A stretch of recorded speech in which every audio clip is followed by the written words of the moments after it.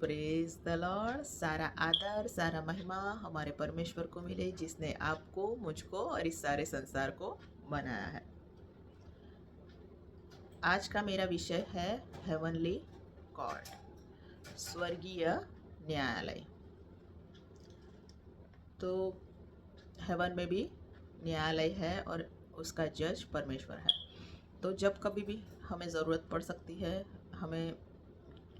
हमारे साथ अन्याय होता है, तो हम वहाँ जा सकते हैं और परमेश्वर के सामने अपनी बात रख सकते हैं। तो मेरे साथ भी एक बार अन्याय हुआ और मैंने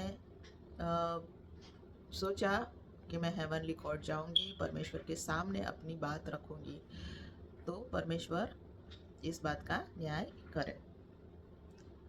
और मैं वहाँ गई और मैंने परमेश्वर के सामने खड़ी रही हेवनली कोर्ट में, और मैंने परमेश्वर से क्या कहा ये सुन के आप दंग रह जाओगे।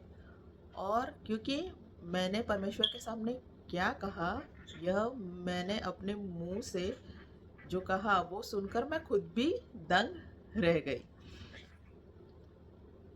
तो मैं बात बताना चाहती थी कब मुझे ज़रूरत पड़ी। जब मैं यूएस में रहने आई, तब मैंने एक किराए का मकान लिया। तो किराए का मकान लेने पर हमको डिपॉज़िट भरनी पड़ती है। हमने डिपॉज़िट भरी, हम किराए के मकान में रहने आए। लेकिन उस मकान में कुछ टूट गया था, कुछ नुकसान था। तो हमने ऑनर को फ़ोन किया और उसको बताया कि यहाँ पे कुछ नुकसान है। तो उसने कहा कि अच्छा ठीक है, लेकिन उसने कुछ नोट डाउन नहीं किया, उसने लिखा नहीं। और हम उस घर में पूरे 4.5 साल रहे। और फिर बाद में हमने घर लिया खुद का, तो हम वहाँ मूव हो गए। तो अब जब हम वहाँ मूव हो गए हैं, तो वो ऑनर को डिपॉजिट वापस देना था जो हमने किराए के घर में जाने से पहले दिया था। लेकिन उस ऑनर को याद नहीं रहा होगा कि क्या हुआ होगा। उस लेडी ने, उस स्त्री ने, वो जो डैमेज था उसके लिए बहुत सारा पार्ट, बहुत सारे पैसे हमारे डिपॉजिट में से काट लिए कि ये डैमेज तुम लोगों ने किया है, जो कि हमने किया नहीं था। हमने उसे बता भी दिया था, लेकिन उसे अब इतने साल बाद याद भी नहीं था क्योंकि उसने नोट डाउन नहीं किया था।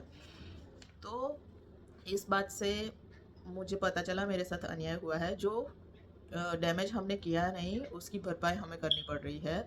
और मुझे बहुत गुस्सा आ रहा था, मुझे बहुत तकलीफ़ हो रही थी, और मुझे ऐसा हो रहा था कि वो औरत मेरे पैसे कैसे मुझे वापस दे दे। जो काम मैंने नहीं किया उसकी भरपाई मुझे करनी पड़ रही है। तो मैं बहुत ही दुखी थी, परेशान थी और गुस्सा भी थी उस पर।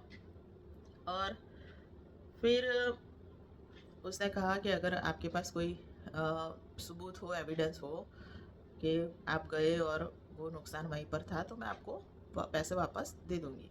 और काफ़ी ढूँढने पर हमें फ़ोटोग्राफ्स मिले जो हमने लिए थे, तो हमने उसे भेजा। और फिर भी उस औरत ने हमें पूरा अमाउंट नहीं दिया, आधा ही दिया। तो मैं बहुत गुस्सा थी और मुझे पता नहीं, मैंने कहा कि मैं हेवनली कोर्ट जाऊंगी और परमेश्वर के सामने अपनी बात रखूंगी। यीशु मसीह ने बहुत से पैराबल और बहुत सी बातें जो कही वो बाइबल में लिखी हुई है, जो सच में है। सिर्फ वो दृष्टांत ही नहीं है, लेकिन वो सत्य बातें हैं और वो सच में है। तो हम हेवनली कोर्ट के बारे में देखेंगे। लूका का लिखित सुसमाचार, उसका 18वां अध्याय 1 से 7 आयत। फिर उसने इसके विषय में कि नित्य प्रार्थना करना और साहस नहीं छोड़ना चाहिए, उनसे यह दृष्टांत कहा।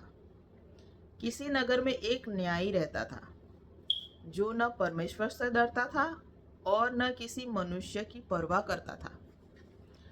और उसी नगर में एक विधवा भी रहती थी, जो उसके पास आकर कहा करती थी, मेरा न्याय चुकाकर मुझे मुद्दे से बचा। उसने कितने समय तक तो न माना, परंतु अंत में मन में विचार कर कहा, यद्यपि मैं न परमेश्वर से डरता और न मनुष्य की कुछ परवाह करता हूँ, फिर भी यह विधवा मुझे सताती रहती है, इसलिए मैं उसका न्याय चुकाऊंगा। कहीं ऐसा न हो कि घड़ी घड़ी आकर अंत को मेरी नाक में दम कर दे। प्रभु ने कहा, सुनो कि यह अधर्मी न्यायी क्या कहता है। अतः परमेश्वर अपने चुने हुओं का न्याय न चुकाएगा, जो रात दिन उसकी दुहाई देते रहते हैं, और क्या वह उनके विषय में देर करेगा। तो यहाँ पर एक न्यायी है जो परमेश्वर में नहीं मानता और न लोगों की परवाह करता है, वो अपने जीवन में मस्त है। लेकिन वो विधवा आके क्या करती है, बार बार आके उससे कहती है कि मेरा न्याय चुका।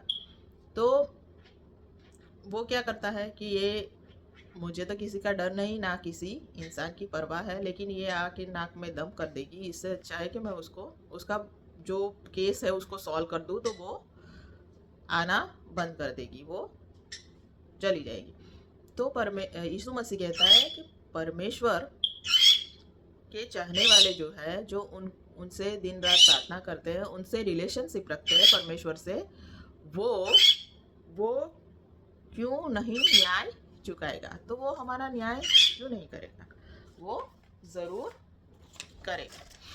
तो मैंने भी ठान लिया, मैं हेवनली कोर्ट जाऊंगी और स्त्री के विषय में जिसने मेरे साथ बुरा किया है उसके लिए मैं परमेश्वर से कहूँगी कि उसे सज़ा मिले, वो मेरे पैसे वापस कर दे। तो मैं बहुत गुस्सा थी और मैं घुटनों पर आई और मैंने प्रार्थना शुरू की, और मैं हेवनली कोर्ट में थी। परमेश्वर सिंहासन पर बैठे थे और फिर मैं वहाँ पर खड़ी थी। मैं गुस्सा थी, दुखी थी, रो रही थी, और मैंने अपना मुख खोला और